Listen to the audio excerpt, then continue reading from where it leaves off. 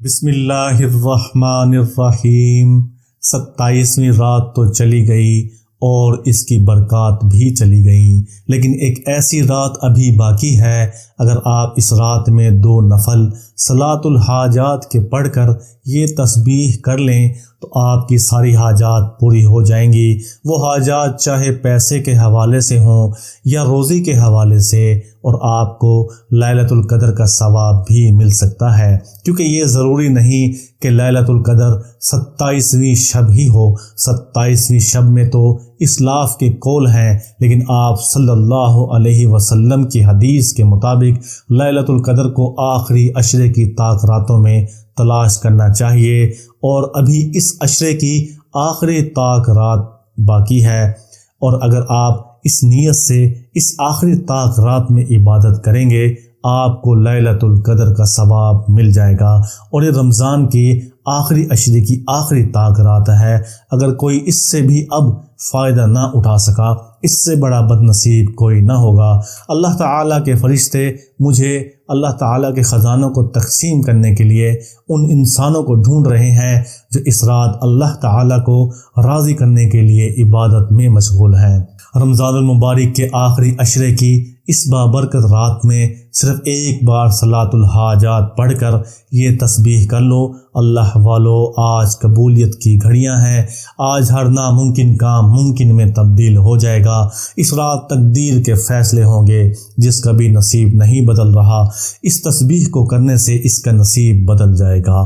یہ خاص عمل جو آج میں آپ کے حوالے کر رہا ہوں، یہ کوئی عام عمل نہیں ہے، یہ بزرگوں صالحین کا عمل ہے۔ آپ نے عمل کرنے کے بعد سچے دل سے آپ کی دعا میں تاثیر ہونی چاہیے، آپ کی دعا میں اثر ہونا چاہیے، آپ کی دعا میں اخلاص ہونا چاہیے۔ اگر اس سب کے باوجود بھی آپ کی دعا قبول نہیں ہوتی تو آخر کیا وجہ ہے کہ لوگوں کی دعائیں قبول نہیں ہوتی؟ اللہ تعالیٰ کی بارگاہ میں دعا قبول نہ ہونے کی کئی وجوہات ہیں، جن میں سے بعض کا تعلق بداعمالیوں سے ہے، جبکہ بعض کا تعلق اللہ تعالیٰ کی حکمت کے ساتھ ہے۔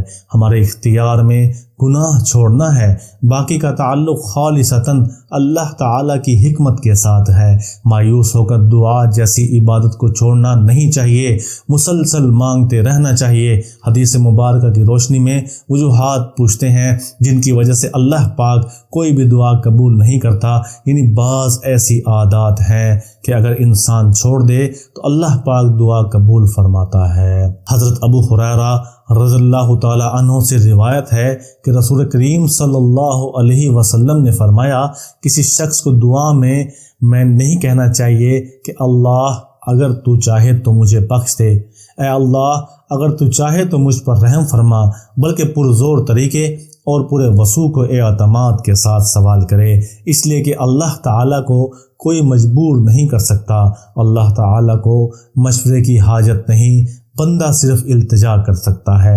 حضرت سلمان فارسی رضی اللہ تعالی عنہ روایت کرتے ہیں کہ رسول اللہ صلی اللہ علیہ وسلم نے ارشاد فرمایا، بلا شبہ اللہ تعالیٰ کی ذات میں بہت زیادہ حیا کی صفت ہے، وہ بغیر مانگے بہت زیادہ دینے والے ہیں۔ جب آدمی اللہ تعالیٰ کے سامنے مانگنے کے لیے ہاتھ اٹھاتا ہے تو انہیں ان ہاتھوں کو خالی اور ناکام واپس کرنے سے حیا آتی ہے، اس لیے ضرور عطا فرمانے کا فیصلہ فرماتے ہیں۔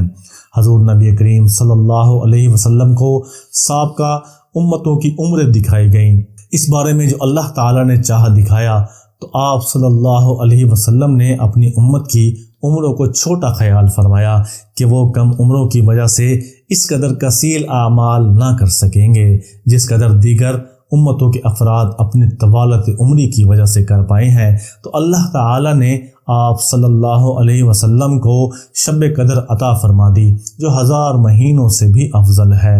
عربوں کے یہاں اس زمانے میں 1000 سے آگے گنتی نہ ہوتی تھی۔ شب قدر وہ رات ہے جو ایمان والوں کے لیے مغفرت اور رحمت کا پیغام لے کر آتی ہے۔ اس رات میں اللہ کی رحمت کے دروازے کھلے ہوتے ہیں۔ جو رزق مانگتا ہے اس کو رزق عطا کیا جاتا ہے، جو عافیت مانگتا ہے اس کو عافیت عطا کی جاتی ہے، اور جو صحت کا سوال کرتا ہے اللہ کی بارگاہ سے اس کو صحت کا تحفہ عطا ہوتا ہے۔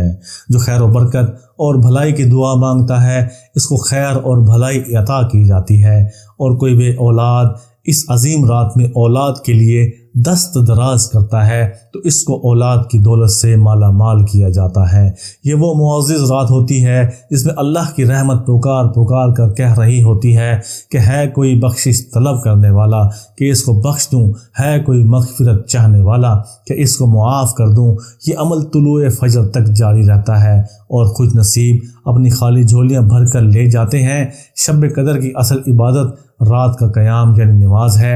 اس رات کو جتنا ممکن ہو سکے قیام کرنا چاہیے، اللہ کی بارگاہ میں کھڑے ہو کر فرض نفل نمازیں ادا کرنی چاہیے۔ اس رات کے اندر بندہ مومن کو چاہیے کہ توبہ استغفار کرے، اپنے صغیرہ کبیرہ گناہوں کی معافی مانگے، اور اپنی لغزشوں پر جناب کا احتضار کرے۔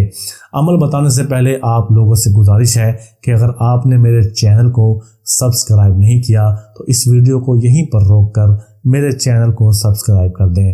اس رات میں آپ نے کسی بھی وقت رات تراویح کے بعد 2 رکعت نماز نفل کی نیت کرنی ہے، اور کوئی بھی 2 سورت پڑھیں اور نفل مکمل کریں۔ نفل مکمل ہونے کے بعد آپ اسی جگہ بیٹھے رہیں، کوشش کریں کہ آپ باوضو رہیں۔ اس کے بعد آپ نے ایک تسبیح اللہ تعالیٰ کے نام یا رحمان کی کرنی ہے۔ یاد رہے کہ تسبیح کے اول و آخر میں آپ نے درود شریف لازمی پڑھنا ہے، اور درود شریف درود ابراہیمی ہی پڑھنا ہے۔ اب آپ کا عمل تو مکمل ہو گیا ہے، لیکن اب آپ نے اللہ تعالیٰ سے دعا کرنی ہے، اور یہی وہ وقت ہے کہ جب آپ اللہ تعالیٰ کو راضی کر سکتے ہیں، اور اللہ تعالیٰ سے اپنے لیے ہر وہ نعمت مانگ سکتے ہیں جس کی آپ کو برسوں سے خواہش تھی۔ آج کل انسان چاہتا ہے کہ اس کے پاس روپیہ، پیسہ، دولت کی فراوانی ہو۔ اللہ تعالیٰ کے خزانے بہت وسیع ہیں، بس آپ کے مانگنے کی دیر ہے، بلکہ وہ تو آپ کو بنا مانگے ہی عطا کرنے کے لیے تیار ہے۔ بس آپ صرف بیٹھ جائیں اور یہ تصور کریں کہ آپ کے اوپر اللہ تعالیٰ کی نعمتیں نازل ہونا شروع ہو گئی ہیں۔ یہ تھا ہمارا آج کا عمل۔ امید ہے آپ کو اس عمل کی سمجھ آ گئی ہوگی۔ اس عمل کی اجازت عام ہے۔ آپ اس عمل کو اپنے کسی بھی بہن بھائی کے ساتھ شیئر کر سکتے ہیں، یا آپ اس کو عمومی طور پر بھی شیئر کر سکتے ہیں تاکہ آپ کو بھی صدقہ جاریہ کا ثواب ملے۔ میری ویڈیو کو لائک کر دیجیے گا، چینل کو سبسکرائب کر دیجیے گا۔ اپنا بہت سا خیال رکھیے گا، دعاؤں میں یاد رکھیے گا۔ اللہ حافظ۔